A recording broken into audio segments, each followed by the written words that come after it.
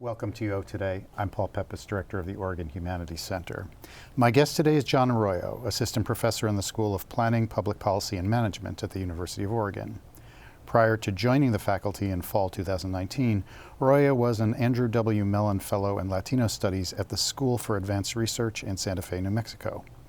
Arroyo is a scholar and practitioner of urban planning, migration studies, Latinx studies, and cultural policies. He's interested in the social, cultural, and policy dimension of immigrant-centered built environments and urban design practices. Arroyo is currently working on his first monograph, Shadow Suburbanism, Mexican Everyday Life and Fear in Greater Atlanta. Thanks, John, for coming on the show. Thank you for inviting me.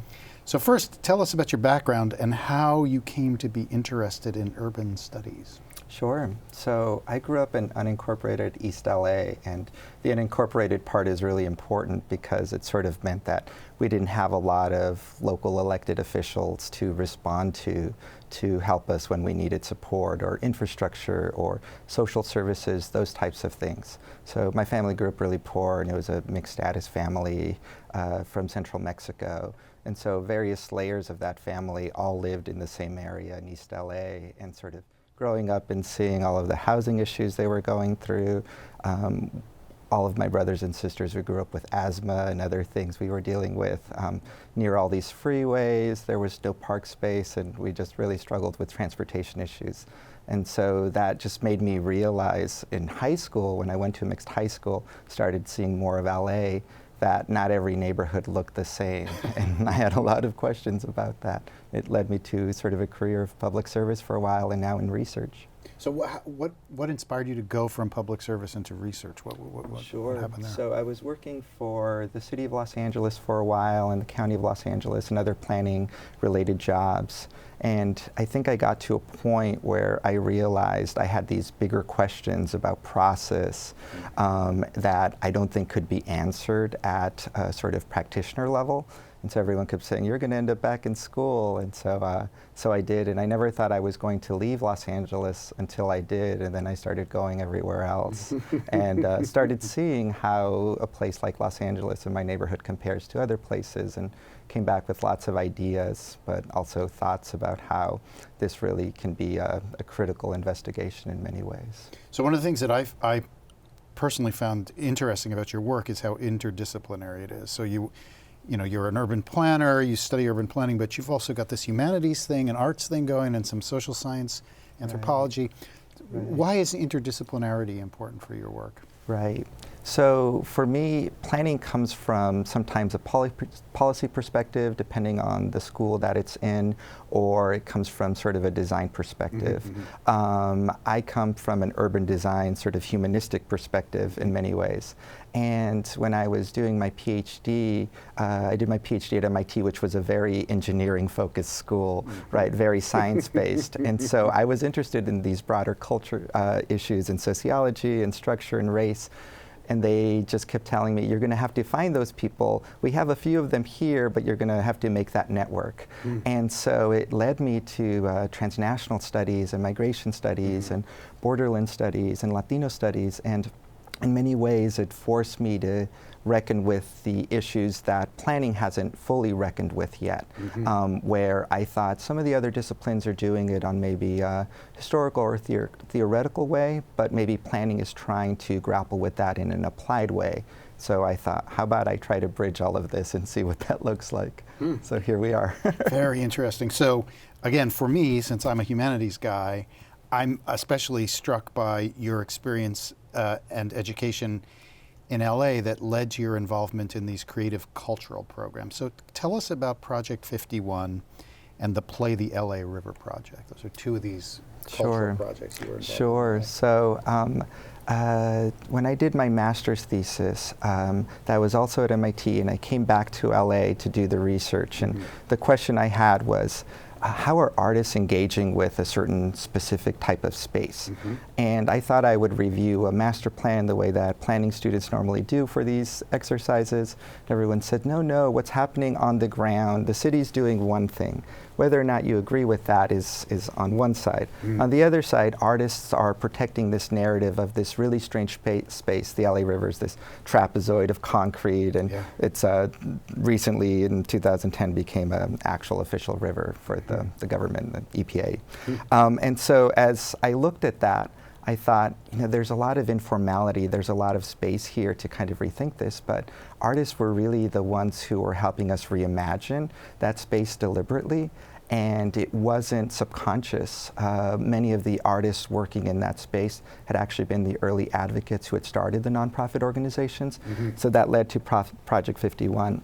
Where it was a group of people, and actually someone here at U of O, Stephanie Lemanage, was a part of this early on, and several other people from UC schools and other schools, and they basically decided, how could we engage people in a space that they've been told they shouldn't go to, or it's illegal to go to? And so we developed a game that was a card game, and we thought, the original miles of the LA River was 52 miles. And then we thought, there are 52 weeks in a year, and there are 4 sort of suits in a card deck. There are 4 areas of the LA River. So we made all that work, and we developed a game that was large format, that was playable, but also 52 weeks of programs, leading everyone in LA from the headwaters of the river all the way to the mouth of the river over a 52-week period.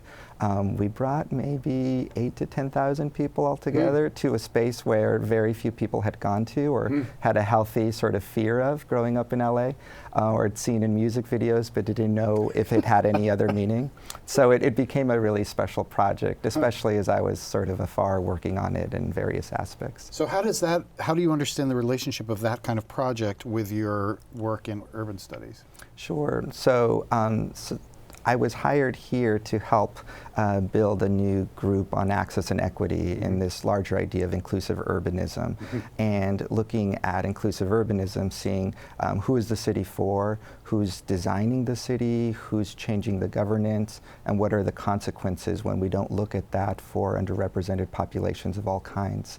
And so for me, a project like Project 51 and Play the LA River really tried getting at that and saying there are different ways that we can get people involved. Games are one way. There are different opportunities that we're not looking at from doing standard planning practices and different sort of charrettes and the things that we normally think that we're doing a good job with, but necessarily kind of leave things half empty in some ways. And so the humanities thing for me is really important just because I see that work as social practice art in many ways, and there's a big movement now in sort of community-centered design or social practice art, which is much more deliberate than just saying I've created art. It doesn't necessarily have to have a community component.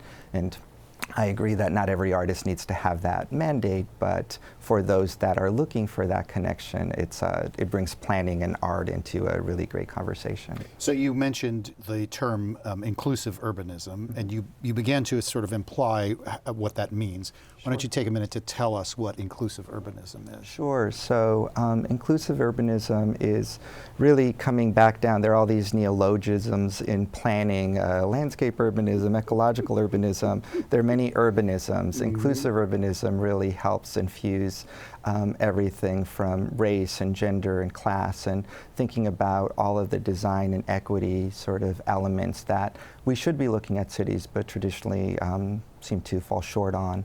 And so the University of Oregon in 3PM here is making a real deliberate effort to make ourselves a center of where you would study that. And Oregon being a really interesting place to think about that, given the history of Oregon, sort of diversity issues in Oregon.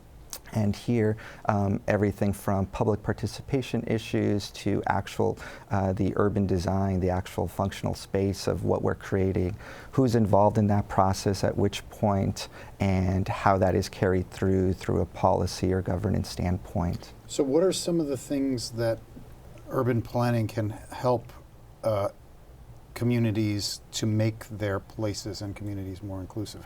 How do you do this stuff? What kind of things happen, or what kind of considerations are taken into, when they're figuring out how to make a location more inclusive? Sure. So First off, it would be recognizing the diversity that exists in that city, and I think a lot of times we spend so much time with statistical models or sort of census data that we don't take the time to actually make those partnerships and relationships. And that takes a lot of time, especially in communities that are not traditionally geared towards filling out this kind of paperwork or being involved or being invited to those processes or those meetings. On the second hand, I think I would say it's really important in terms of the design of that, knowing sort of all these cultural traditions and understanding how people are coming to different spaces, whether they're migrating from a different country or a different region of this country, what they bring with them, these value sets and other sort of cultural aspects and elements really infuse what spaces should look like. And I think we have such a normative view oftentimes of planning and architecture and urban design as to it should look a certain way and this is the metric for what makes something beautiful or functional. And I think in the work that I'm doing, I'm trying to wedge in there larger questions and saying, are we doing it the right way? And if we're not, then what are the ways that actually can include some of these other populations, because these populations are becoming the larger populations in a lot of these areas and cities, and even outside of cities. That's a lot of my research in my book is working on. So I want to go there in a minute, but I just want to follow up. So I've heard you talk about the way in which barrio urbanism or Latinx urbanism has, on the one hand, it has a kind of progressive ambition, but there is this way in which it has in the past tended to support certain stereotypes, right? You know, this is the way that Latinx people live, and this is what a Latinx house should be like. So say a little bit about how your work tries to avoid those kinds of perpetuations of certain stereotypes. I was once asked, what's the future of Latino studies? And one of the answers I gave was, I think it's really important looking at the border condition right now, the actual U.S.-Mexico northern border there, but also thinking, you know, these borders and these geographies actually spread beyond the border into other regions of the country that are these new immigrant destinations. And so for me, it's really important to kind of think about that. The Latino urbanism theories and all of those elements that were really popular in the late 90s really focused on sort of the East LAs and the Houstons and the Phoenixes and the Chicagos, but didn't really leave space for thinking, how does this play out in an area that's not a traditional ethnic main street or corridor? And so I take all of those theories in the book and I put them in an area of Atlanta that is this big new immigrant gateway, that it has a lot of friction between sort of the binary of black-white relations in a place like Atlanta, but also puts them in the suburbs and says, what we see about what Latino space is in an East LA is very different in a highly regulated suburban space. And you drive through gated communities and you could imagine that it's not a Mexican population as I'm studying. And I'd say actually there are 3 families that live in that house and 2 in that house. But all of their stuff is very interior in the way they're using these elements. So the focus on texture and colors and muralisms and woodwork is either happening in their backyards or in interior malls, or in the ways they're sort of connecting with transnational iconography and the taxi industry that they've created there in this suburb. And so it's become a way to turn everything on its head and say, I think we need a 2.0 of what these sort of survey views are looking at, and it's not accurate, and there are large populations of Latinos, of Mexicans living in Montana, in Maine. I know it's not what we were expecting, but this is where they are, and this is now what is the big movement in the 21st century. Yeah, this is one of the things that's most fascinating about your work. I mean, for somebody like me who lives on the West Coast, you know, I think of the Mexican immigrant communities that we have in Oregon and in California. Atlanta, the suburbs of Atlanta, I mean, for, you know, it's like, I had no idea. So first of all, say why those populations are there, and why are they in the suburbs? Because that's another one of these stereotypes that we don't, you know, we think, no. communities of color are in urban centers. Right, Tell us about that. So early sociology tells us out of the Chicago school that everything was happening in the center, and we have these early diagrams and concentric circles proving that. Fast forward over 100 years, and where that movement is so different. The Atlanta story is unique in that it's connected to the Olympics. The 1996 in Atlanta, the Olympics there, they were a little behind in facility development, and so they needed a lot of labor. They brought in a lot of Mexican workers thinking that they would just stay temporarily until the facilities were done and would leave. What happened at that time is not only did they stay, they brought over their families, and because Atlanta didn't have a traditional Mexican enclave in the center metro area of Atlanta, they moved to the suburbs where most of their work was, either in poultry, further north in the carpet plants, and in agriculture. A lot of the Mexican population now works in the service sector. And Atlanta, with the growth of the Hartsfield Airport becoming the busiest airport in the world after the Olympics, then had this growth of Fortune 500 companies. They all moved to the suburbs, and they all needed housing, and who was really good at building housing and construction. And so those people continued to have jobs, but they decided to stay and build their families. And Atlanta became a place that wasn't a middle ring sort of, or it was an aspirational place for them to get to, but it wasn't a ladder place where they were hoping to get somewhere else. This is where they wanted to stay. So most of the population I spoke to were coming from LA and Mexican Orange County, Chicago, Houston. This was their secondary or tertiary move to the region. Some of them were coming straight from Mexico too. So it was an interesting mix, along with the growing Indian and Korean population as well. So what are some of the unique challenges that those Latinx populations face? So the interesting story about this one suburb that I was looking at outside of Atlanta, Gwinnett County, is that it also became a hotbed of immigration federalism. And immigration federalism meaning sort of the local level attention to policies and the ability and authority for municipal governments, police, county sheriff to enact certain federal laws, or at least play a part in connecting them with federal agencies.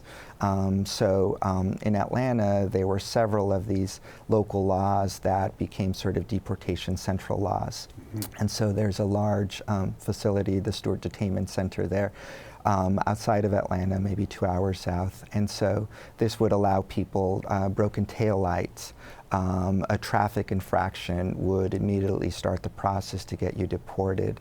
And this, the New York Times a few years ago, 2 years ago, wrote a story on how this county was sort of the future of local level immigration law, and how other states were copying this county in what they were doing.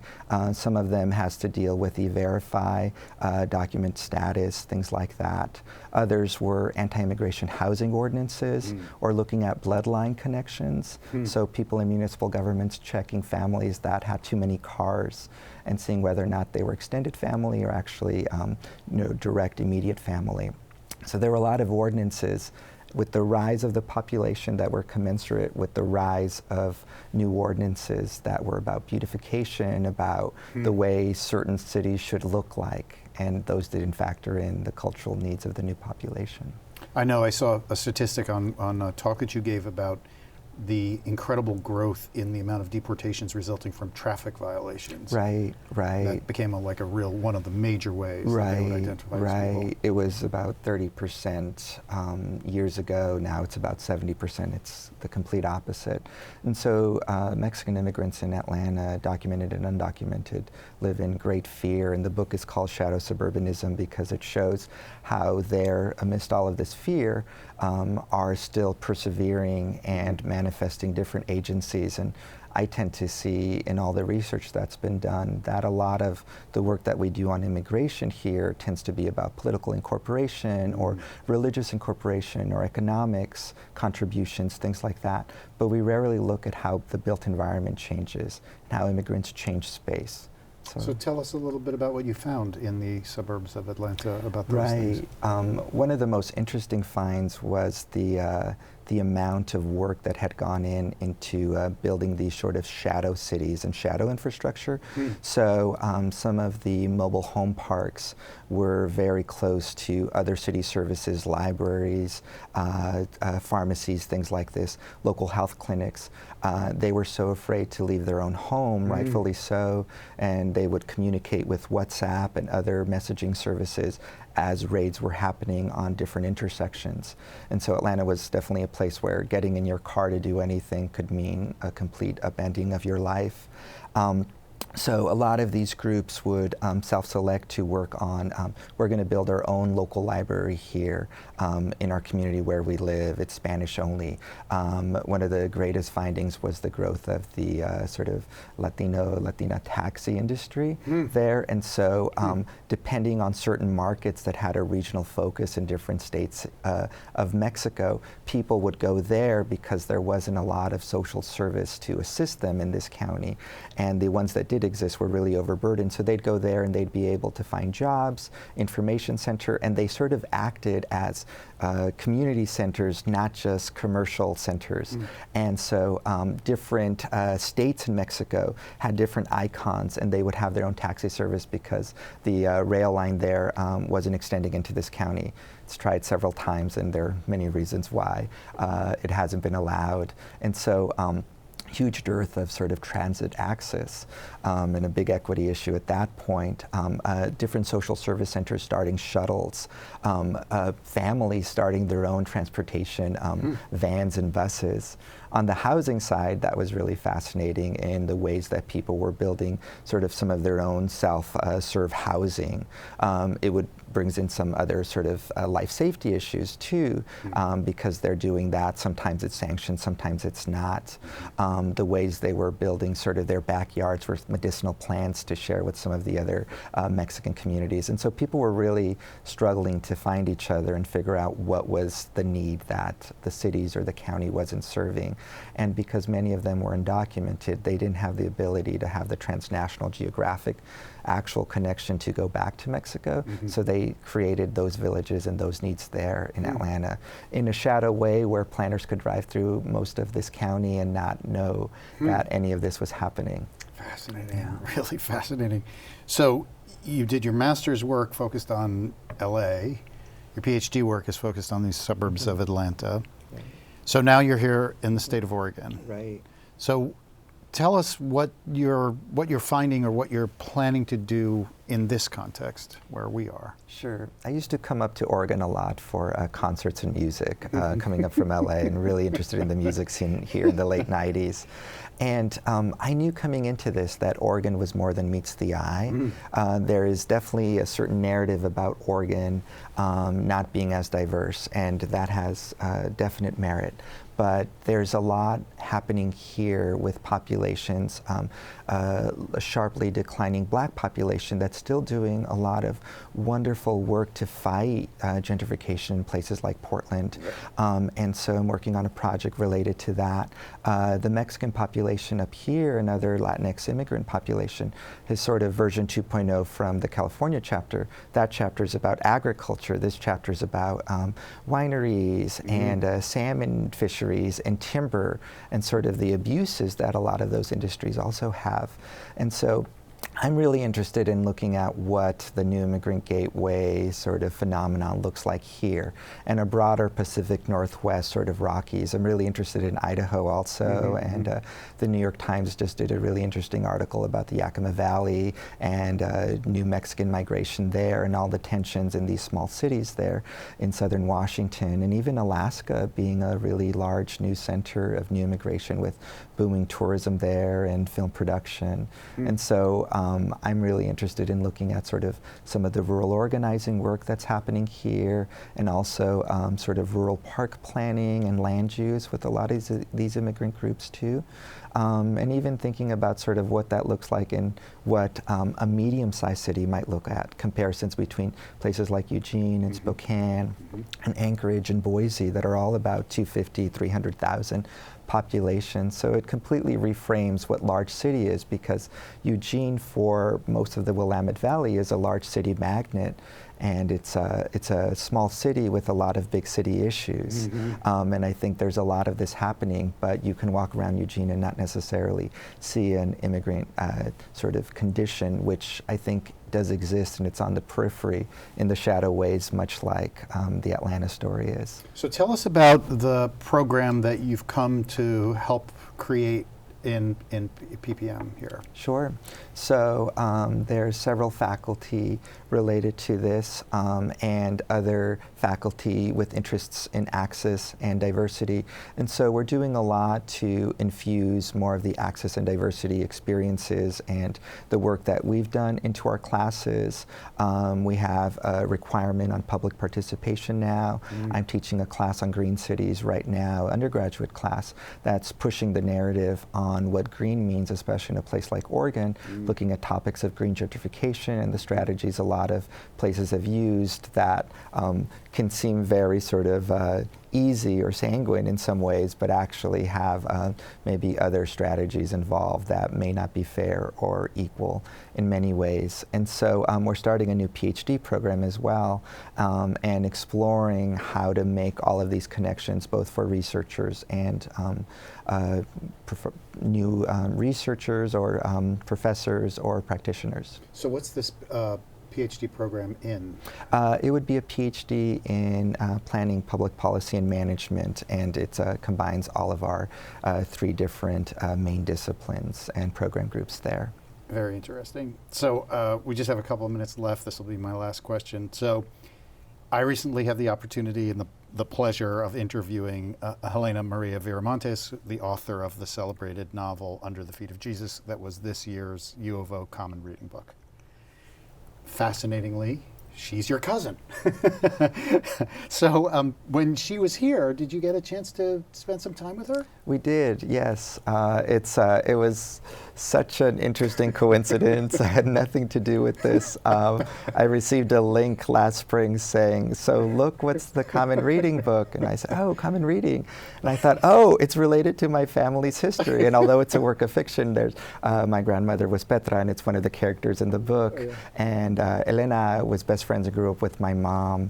And so it was really nice to go to all the events that were planned here and some of the public events in the city, Eugene Public Library, see the community groups get together and also really talk about this from sort of an Oregon perspective, which I think it's a real big thing here and people really want to talk about. And she shared some stories that she's been working on about my mom and them growing up, and I've heard a lot of these, so it was nice to see this written down.